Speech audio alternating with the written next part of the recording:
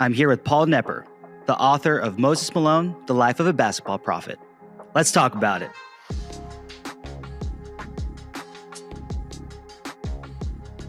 What is going on, everyone, and welcome back to another edition of the Summit State of Mind podcast, brought to you by the Apollo Podcast Network and sponsored by J-Bar M Barbecue, the best barbecue spot in Houston, the premier happy hour spot for you, and your pregame destination before every Houston Rockets game. Minutes from Toyota Center. Make sure to stop by and check out the Michelin recommended J-Bar M Barbecue.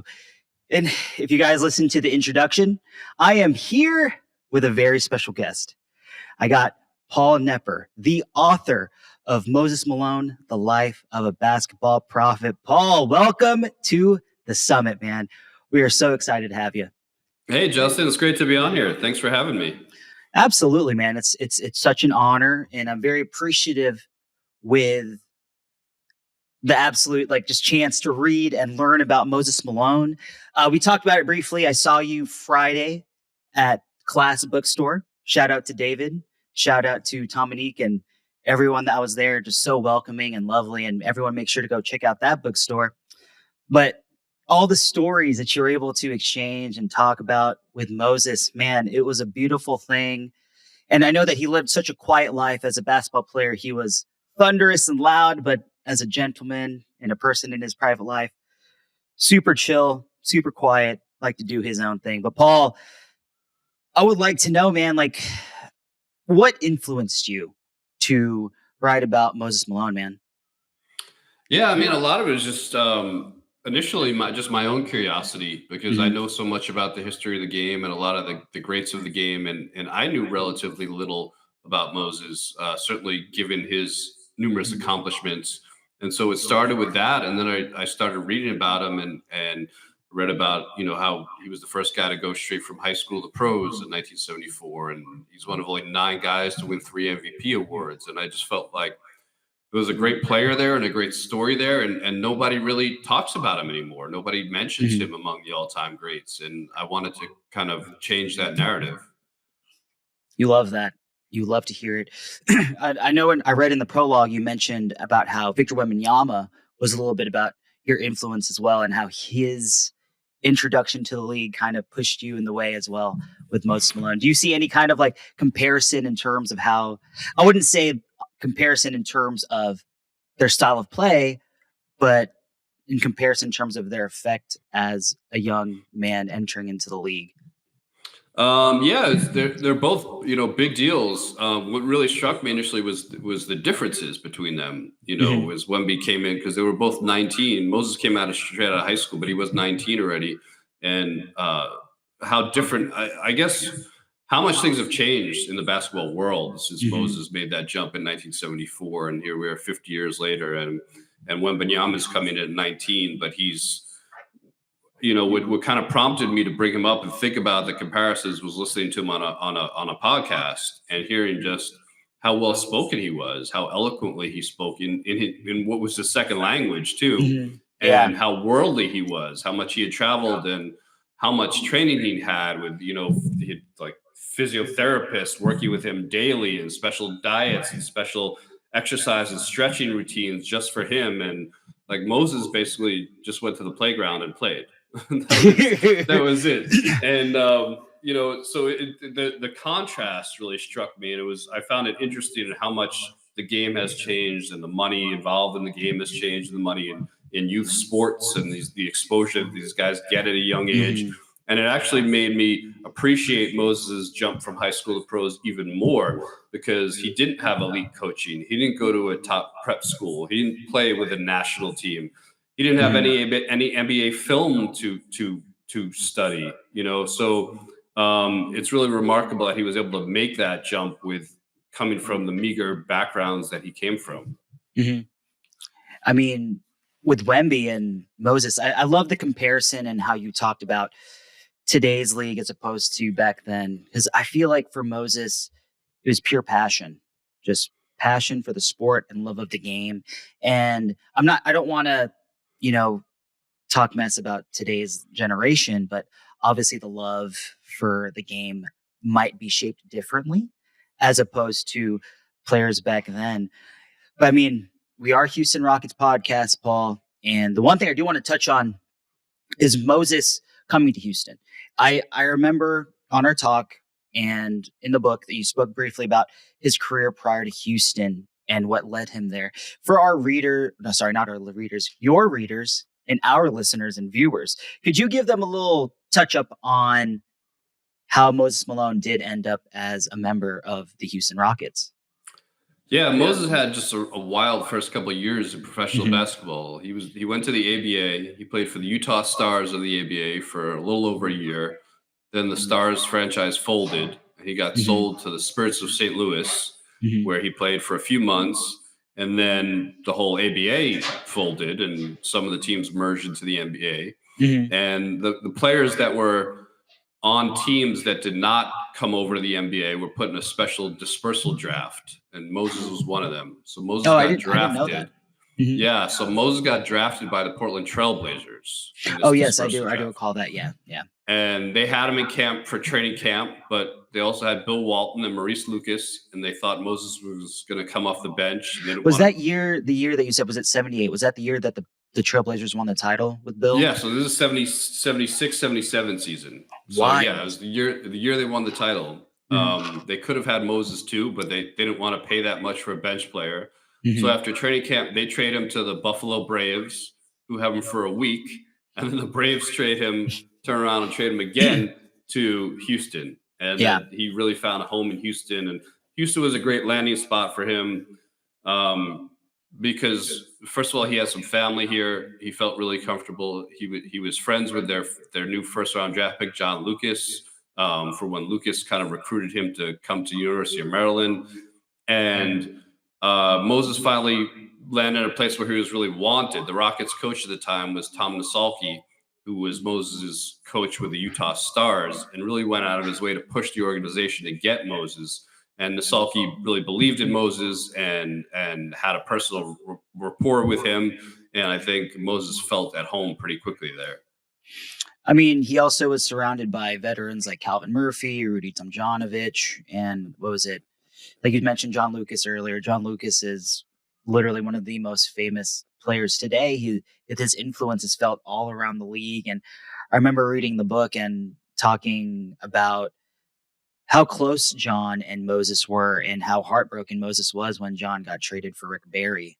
And I mean, I remember Rick Barry, like I read a little bit about him. Brent and John's father, both sons, both played for Houston at some point later in the 2000s. But is there anything you can touch on with John and Moses? I mean, I've heard so many great things about John Lucas. I haven't had the chance to meet him just yet, but I'm hopeful one day, very soon.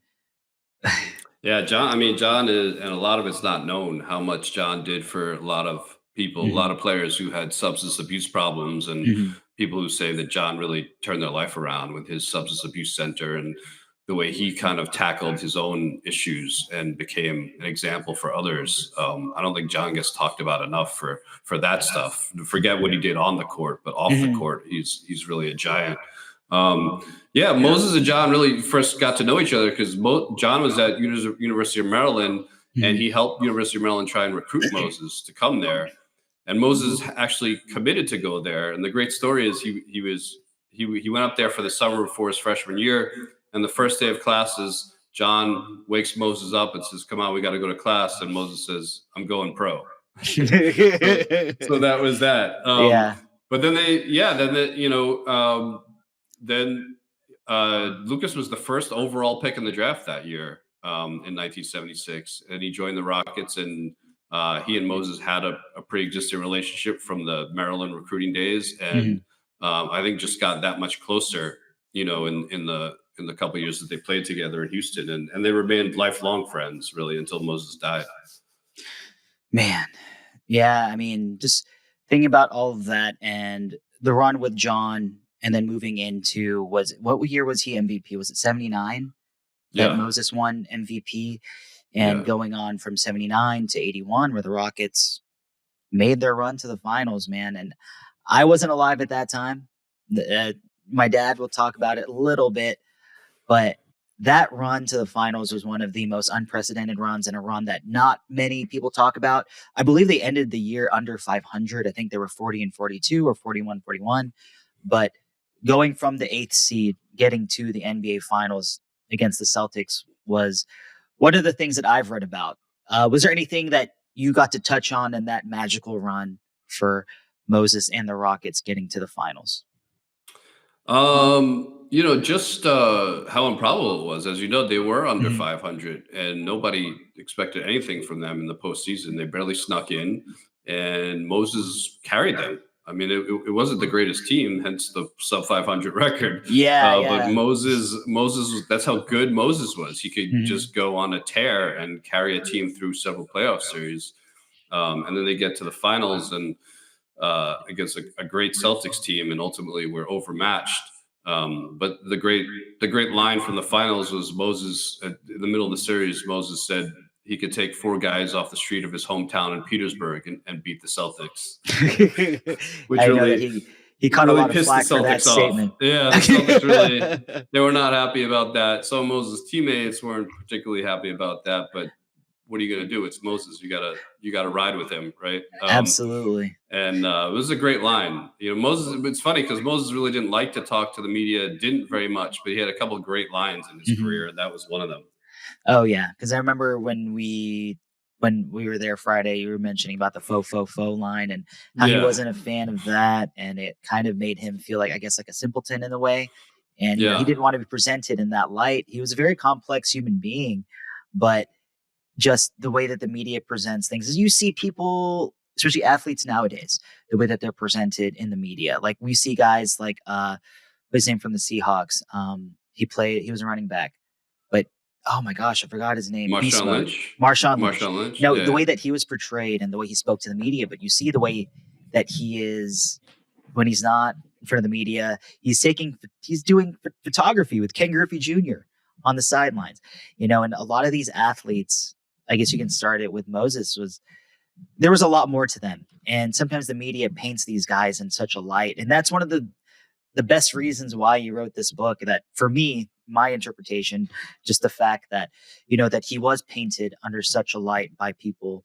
But the one thing that we've seen is that how beloved the man is, and getting to meet some of his friends and family the other day, it really felt so intimate. And I felt so honored to be a part of that. And this in the city of Houston, I feel like his what's the word, his influence in the city is something that not many people notice, and it's not highlighted as much as it should be. And I see it everywhere, and I love it. But one thing I will say is, let's talk about Fondy, because I've been to Fondy and I've watched some. I don't remember what league it was, but I've been there to go watch my friend who played in one of those leagues over there. And let me Mhm. tell you, man, that building, when they say it's like no AC and it's like really tough and hot in there, they're not joking, man. I mean, I'm sure they put AC in there now. I don't remember, but when I walked in there, I was like, it is hot. And those games, and I know that there's that big mural of Moses in there as well. Mhm. Do you have any other fun stories from Fondy, especially pertaining to Akeem? And for people that don't really know, Moses Malone was one of the main cogs to help influence Akeem and his success in this league. Is there anything you can elaborate on for our listeners? Yeah, yeah, I love the Fondy stuff, and I agree. I heard so much about Fondy, and then I went to Mhm. see it. I was like, "This is Fondy," because Yeah, you like hear about it the, like the the it's lore like this doesn't match the legendary. stories. Yeah, it's this Yeah. legendary place, and it's Mhm. like, damn. But in a way, it was so Moses because Moses was just so simple, and he had Mhm. there was no flash to him, and there was no he just didn't care about appearances. It was Mhm. a gym. It was a he didn't they had two baskets, and that was good enough for him. Yeah. Um, so Fonda, yeah, it's they just had these legendary games there because all the Rockets would play pickup ball there in the summer, and guys from other cities as well or other teams would pass through, and then a lot of the Division 1 players in the area, most notably University of Houston and Phi Slama Jama with Hakeem and Clyde and all those guys, and Hakeem played there before he'd ever played a game for U of H. So I always say like people here's a kid basically straight out of high school in Mhm. Lagos, Nigeria, and like, most people in his position are in the summers they're working out against, I don't know, their old high school teammates or Mhm. kids from the hometown or maybe Yeah. some other college kids, and Akeem is going up against the best big man in the world on a daily basis. And so Moses kicked his butt pretty regularly, but but after games he'd pull Akeem aside and he taught him a little jump hook and a drop step counter move, and Mhm. um, he they were about the same size, so he would bring in custom, like, tailor-made suits and pants and shirts for Akeem.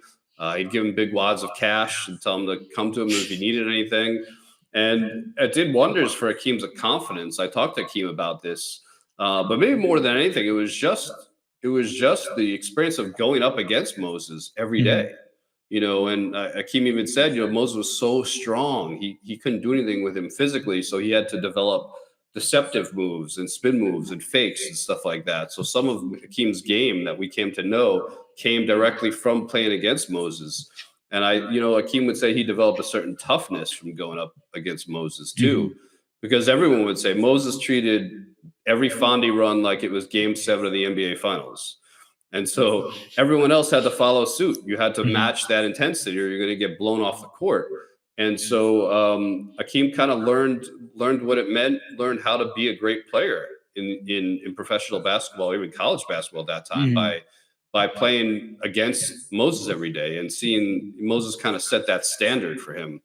And when Akeem went to the Hall of Fame, he said, I would never be here if I hadn't played against Moses at Fondy. Man, that's awesome because one of the things that I do love about hearing about those stories with Moses and Akeem is that it kind of draws in the lineage of what is playing for the Houston Rockets as a big. We had Elvin Hayes, and then Elvin Hayes to Moses Malone to Dream, and then Dream to Yao, Yao to Dwight, and now we have Alperen Şengün. It's kind of to me, I don't know if you watch any kind of cartoons, but it kind of reminiscent of Avatar: The Last Airbender. You kind of like all these avatars giving knowledge to each new one. You drawing stuff from the very first person all the way to now, and to me, it kind of just adds to the whole history, the lore of what it is playing as a big for the Houston Rockets. And I mean, all the love to Hakeem, all the love to Moses. Like you said, if it wasn't for Moses, then Hakeem wouldn't have been as good as he is. But I know that we're gonna near to the end of this, but let me give one quick shout out to our sponsor, J Bar M Barbecue. Everyone, make sure to check him out in East Downtown, minutes from Toyota Center. Actually, I'd say like a 9 to 10 minute walk for you guys. So make sure to make them your pregame destination. And today is Tuesday, but I would say check them out on Wednesday, their burger day, one of the best burgers in Houston. Make sure to let them know that Apollo sent you.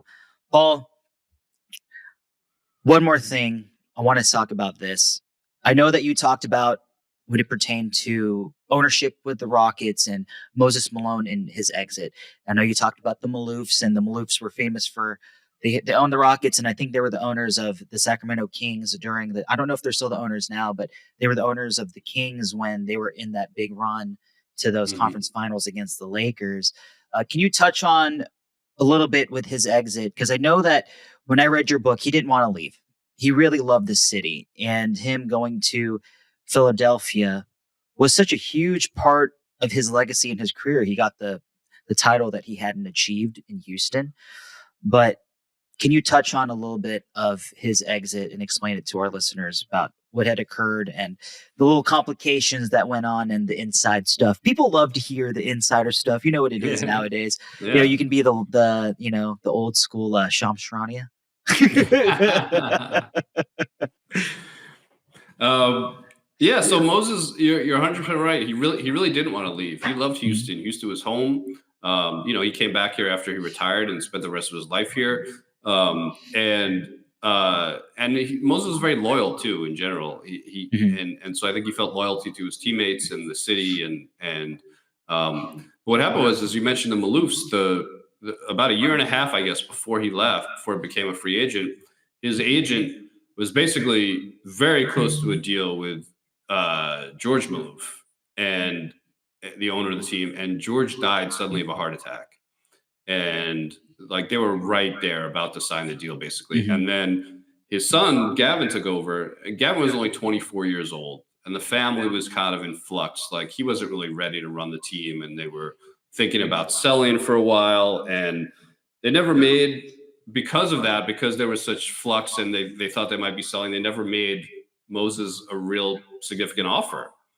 They finally made him an offer a few days before he became a free agent, but at that point, like you gotta test the market. You know, he was so close, he was right Yeah. there.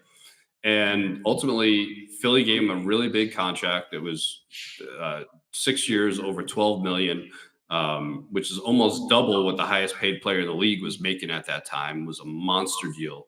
It was before salary caps. Um, and as the story goes, Ray Patterson, the GM and so he was a restricted free agent, Moses. So the Rockets had an opportunity to match it, and the Rockets GM Ray Patterson went to the new owner. The Maloofs sold the team right after Moses hit free agency. They sold the team to Charlie Thomas, and so Ray Patterson goes to Charlie Thomas, who just bought the team, and said, we have to match this contract. Moses is everything to this team. Like the team's going to crumble without him. And Charlie said, Ray, I just paid $12 million for the whole team. I can't pay that for one player. Hmm. And that was basically it. They decided not to match. Publicly, they hadn't admitted that yet. And so the 76ers were somewhat concerned that maybe the Rockets would match. And so the 76ers then came ahead and said, hey, we'll make it a trade. So you get something in return. And they gave them Caldwell Jones and a draft pick. But ultimately, I was Moses. I mean, if Houston had come with first of all, they could have locked him up, years before or that Yeah. whole year before. But there was this weird ownership problem. And then even at the time, like if they had matched the offer, or probably if they'd given even a close to similar offer, he would have stayed in Houston. But the difference in money was too significant for him to pass up. So he left for Philly. I mean, it's kind of crazy to think about, especially when you think about the dominoes that fell. I mean, if he did end up signing that deal, the odds of Akeem Olajuwon coming to Houston are slim. Yeah, Probably nil.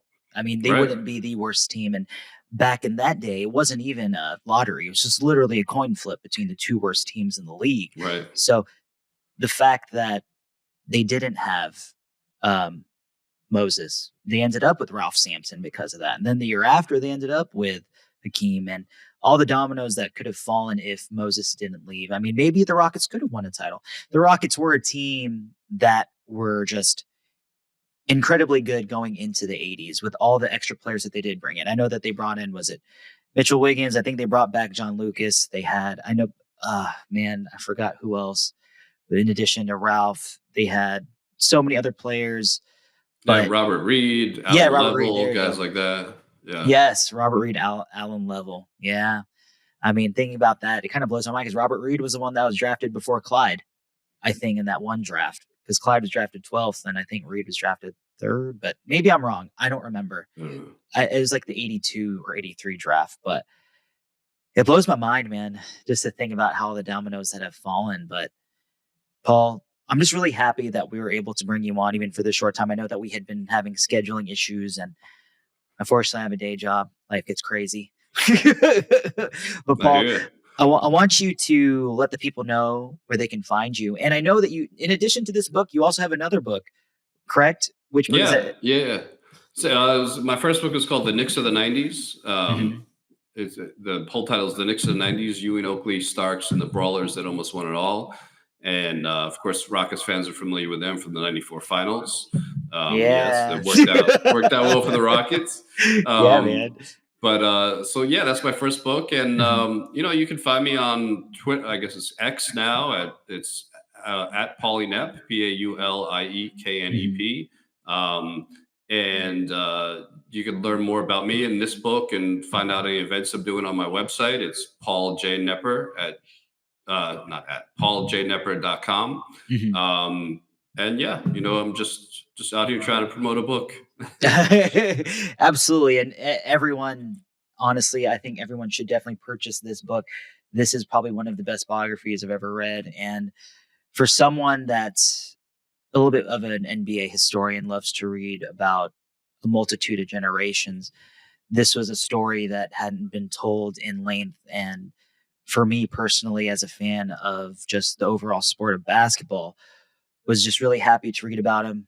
I mean, just a side note, I met him a couple times. I used to work in Sugarland and I would see him on occasion. And one time I went up to him, I was like, "Hey man, I know who you are." And he looked at me, looked down right at me. Everyone know I'm 5'8". This man's like 6'8", 6'9", 6'10". Looks down at me, says, "No, you don't," and just kept on going. And being able to tell that story to you the other day was like just literally like the normal interaction with strangers with Moses. And I love that I'm able to tell that story, even though how short it was, but the impact it made on me was just Yeah. hilarious. Yeah. Yeah, that's But great. It's a great story. absolutely. But Paul, man, thank you so much for joining us and meeting us at the summit. Everyone, make sure to follow me at JP_Mirabueno on all socials. Make sure to follow the podcast at Summit, SOMPOD on Twitter. And make sure to follow our people, our brothers, our family over here on all social platforms at Apollo HOU. And don't forget to punch that subscribe button over on YouTube. I think we're at 16.1K. Make sure to go sub and do whatever you need to do, guys. Make sure to check us out. Paul, thank you so much again. We really appreciate your time. And go Rockets. See you soon.